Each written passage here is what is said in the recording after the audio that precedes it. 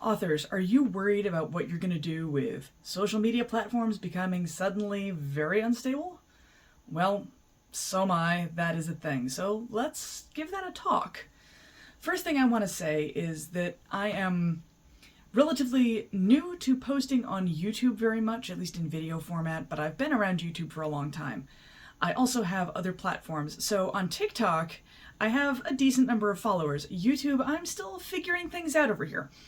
And with things going weird with like Meta and Twitter and TikTok, it can be really terrifying to be an author right now because we're not sure where our books are going to get marketed to anymore and how we're going to stay connected with people. And I really wanted to kind of both address that fear and talk about some of the ways that we can actually stay connected with people regardless of what happens to these large social media platforms. The advice I'm going to give you is nothing novel. I'm sure you could probably hear it a million other places and maybe have before, but I figure if I can tell one person who doesn't know this yet, then I have succeeded. The first thing I'm going to say is instead of focusing on growing numbers on just any particular platform, though that is important, we also want to focus on things like our newsletter. And there's the word that everyone was probably expecting me to say, because the thing is, with social media, even this one, we are building our platforms on borrowed land. And what I mean by that is we don't actually own this space. YouTube could just vanish tomorrow and we'd have no control over that decision. Same thing with what's going on over on TikTok or Meta deciding to become a free speech platform just like Twitter did. And we know how well that went. So these are the things that we're looking at, which means like Facebook and Instagram, no longer stable. But what we want to focus on is our newsletter and our website. Those are basically internet real estate that we own. Our newsletter is not just like where we send it out from. I use MailerLite, but you can use any platform. But the thing that you need with the newsletter, the thing you have, is that list of emails. People who have given you their email to sign up for your newsletter to stay in contact with you on purpose. And that is gold. Because that list, that CSV file or that Excel spreadsheet or however you have it downloaded, nobody can take it. So even if your email platform thing went belly up that day, you could take your list and go to another email marketing system just the same and continue what you were doing with a minor hiccup. That is one of the most important things you can do as an author is build that list, because that list nobody can take from you. The same thing is true of your website. Your website is land, digitally speaking, that you own. You pay for that domain, you pay for your hosting. What you do with that space is up to you. Now, it is true that your host could implode or something. Hopefully it doesn't, but it's true that they could. It's less likely than a social media platform, which, as we have seen recently, can prove volatile fast, even when they are one of the ones that has seemed stable for a really long time.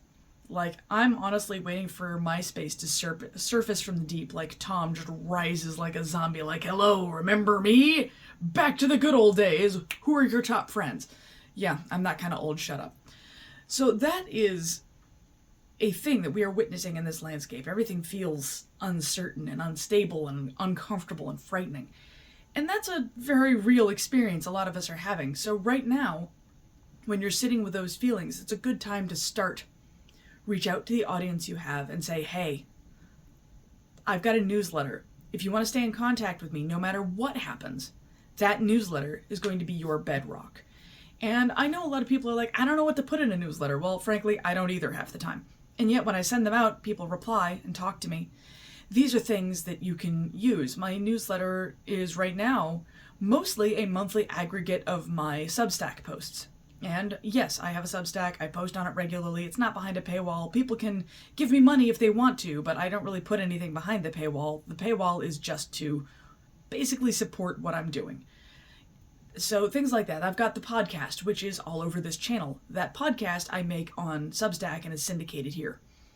Those are things that you can do as well.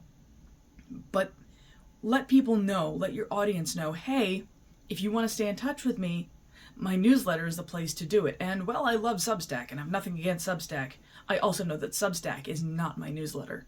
Substack is a method of content creation just like any of these other platforms, and it is a very powerful one that I very much enjoy, but it isn't a replacement for owning your own newsletter. It's not a replacement for that email list. It's a method to get people onto that email list, and that should be what most of these platforms are. Your focus on these platforms, other than obviously raising awareness for what you do, for the books you write, for who you are, for your brand, your purpose in all of this should largely be to let people know to get on that newsletter so that they can really stay in contact with you. Because there's a level of personal involved in a newsletter, because it is an email directly from that person to you. And you can respond to most of them, and the person receives them. For example, the queen of newsletters, Tammy Labrecque, the newsletter ninja, who I absolutely love, has sent out many email newsletters, and I respond to her emails occasionally when I see something that I want to interact with, and she gets that email. She then replies to me, and it opens a conversation. I've had that experience with a lot of author newsletters. You can use that to open a conversation with the author, and that's a really exciting thing. I've also, when I've said something vulnerable or frightening in my newsletters, I've gotten support and kindness from the people on my newsletters saying, hey, do your thing, keep it up. That kind of stuff can be incredibly valuable. It's like the comments section, except less toxic, because usually the people on your newsletter want to be there. It's not getting served to them by some random algorithm. It's going directly to their email inbox, where they read it themselves because they chose to sign up for that. So it's different than your comment section on websites, because websites oftentimes serve things via algorithm, like all of them do. So the people receiving your content aren't always the ones who really are just wanting your content. Sometimes your content goes to people who frankly don't want it, and I don't blame them for being like, I didn't want this, why is this on my feed? I mean, don't get me wrong, I would always prefer, like, if you see something you don't like and it's not for you, keep scrolling, don't leave a mean comment, but that's the thing. But your newsletter is likely to be more supportive and more caring and more compassionate because they chose you. These are things that are really of value in today's volatile social media platform marketplace, with everything seeming like it's going belly up all over the place. The thing we can really rely on is our newsletter. So I'm hopeful that this might give somebody the impetus to start working on their newsletter. If you don't know much about newsletters, I can help you a little bit. I'm willing to make some videos on it, but the person you really need to talk to is the newsletter ninja, Tammy Labrecque. I will post her information down in the thing below. And she is phenomenal. Her books are wonderful. I strongly suggest just reading Newsletter Ninja 1, Newsletter Ninja 2. She's got amazing courses on her website. No, this is not a paid promotion. Tammy is not even aware that I'm saying nice things about her right now, but that is the person I would send you to, because she is an amazing human being, as well as really knowing her stuff with author newsletters. So I'd much rather send you to the actual experts than try and give you all the education myself about that. There are things about which I am an actual expert, but newsletters, not one of them. So check out Tammy's stuff, and I hope that this helps you feel a little more settled and gives you an idea of where to go from this rather scary point we're in. I'll talk to you soon, and I'm not sure what my upload schedule on YouTube is going to look like. I'm still figuring that out. I'm still getting to know YouTube and learning this space, so hopefully you're patient with me.